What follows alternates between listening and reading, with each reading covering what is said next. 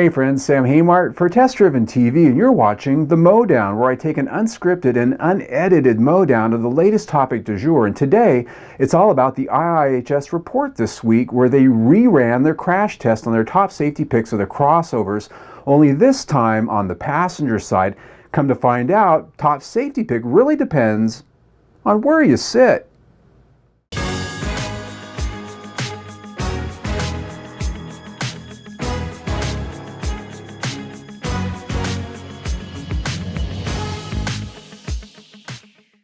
Alright folks, so if you watch my videos, you know that I often quote the IIHS, or the Insurance Institute of Highway Safety, because they are the most comprehensive group out there that are crash testing cars to give us data on whether they're safe or not. The government, they haven't really updated their crash test in decades, and they certainly don't ratchet it up every year like the IIHS does. IIHS, they raise the bar almost every year on the automakers for them to get a top safety pick. And we like hearing what gets top safety pick plus and top safety pick, because that tells us which cars out there are the safest, or so we've thought. And the reason I say that is because we have the top safety picks of the compact crossover class, which that's a pretty high honor. And well, the IIHS has been getting a little bit suspicious about what the automakers have been actually doing, because whenever they test these cars for the small offset test, which is the big one, it's always done on the driver's side. And they started thinking, you know, maybe these guys are only making the driver's side stronger. Sure enough, they took 7 of their top safety picks, they ran them down the alley one more time on the passenger side this time, and we find out that most of these cars actually perform terrible. They don't perform anything like they do on the driver's side. So let's go down the list of a few of the cars they tested and talk about it a little bit, because it's pretty shocking.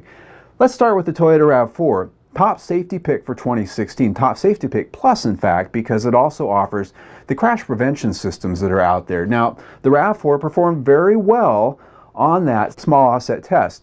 Now, when they ran it down the passenger side, didn't do so well. In fact, poor is what it achieved on that passenger test. That is the lowest possible score ever. Now, they're not testing officially right now, but if this were an official score test, poor is what it got on the passenger side. That is a pretty big difference from good. That's a huge difference. In fact, that's a 13-inch difference you're looking at right there in terms of how much crush occurred on the passenger side. So why is it like this? That's the question, right? I mean, I thought they were doing these tests and the automakers were re-engineering their cars and making them stronger. And that's exactly what's been happening. But some brands have only been re-engineering and making the driver's side stronger, because that's where they know the IIHS has been testing cars. They're designing to the test and only the test.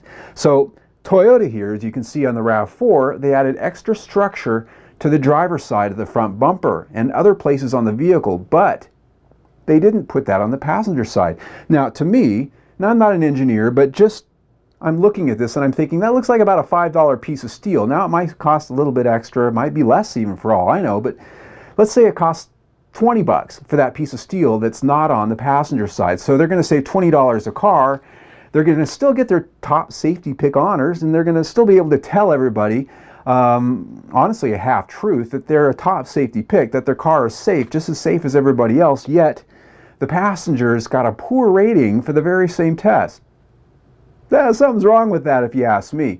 Now, if we look at some of the other cars in the test, and the test included quite a few. We're talking about the Buick Encore, the Honda CR-V, the Mazda CX-5, Nissan Rogue, and the Subaru Forester, Hyundai Tucson. Almost all of these cars performed much worse for the passenger. In fact, we have acceptables on 3 of them and marginals on the others. They did terrible. Almost all of these vehicles were designed to be stronger on the driver's side, and the same cracker box on the passenger side. This is, I just don't know what to say. I mean, it shouldn't shock me that the automakers are just doing what they need to do to get the honor and pass the test, and who cares about everything else. But this is pretty shocking stuff. In truth, though, there is one piece of good news in this. One brand, and only one brand, actually performed equally on both sides, and that was the Hyundai Tucson.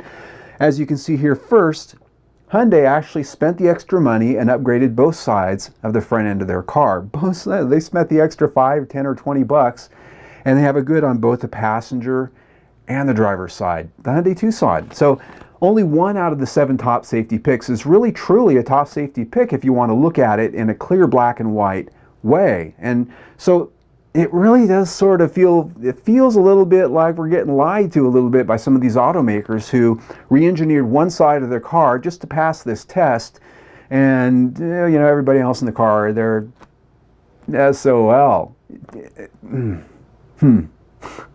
Honestly, you know what? To me, it's no different than an automaker who, let's say they tune their cars to cheat on an emission test, and it passes the test, and as soon as it knows it's not being tested, it goes out in the world and pollutes. Now, actually, I think this is worse, because this is playing with people's lives directly. This is telling somebody it's a top safety pick, when in fact, it isn't. It really shouldn't be. Now, what's going to happen here? Now, the IIHS, this was kind of a shot across the bow to the automakers. This was telling them, look, we know what you're doing. And the IIHS said that they may very well start testing both sides now. And by 2018, they may make that part of the testing criteria to earn that top safety pick. And to be honest with you folks, I think they should. They should do this. They should hold the automakers' feet to the fire, because I don't want to call these automakers liars, but this is cheating. This just feels pretty dirty to me, what's going on here. And look, there's always been brands out there, especially some who are on the top, who've always done the least amount possible to stay on top. And there's other brands who they bust their ass to build good cars. They want to do better. They want to sell more cars. So they have to be better than the people who are on top. And I think these tests here pretty much show who those people are. And I'm not going to name names. I'll let the tests speak for themselves. So I want to applaud the IIHS for doing this. It's really illustrative to, which brands are which, and how they sort of look at safety. Is it just about getting an honor they can put on their brochure, or is it about really making us safe? So I want to know what you think. Comment down below. We're going to have other videos on this, I suspect, in the future. So I want to hear what you think about this. Do you have one of these cars? How does that make you feel? Also, subscribe to our YouTube channel. Click on the link right here. We do a video just like this almost every other day. Plus, we have test drives once or twice a week. I'm Sam Haymart for Test Driven TV.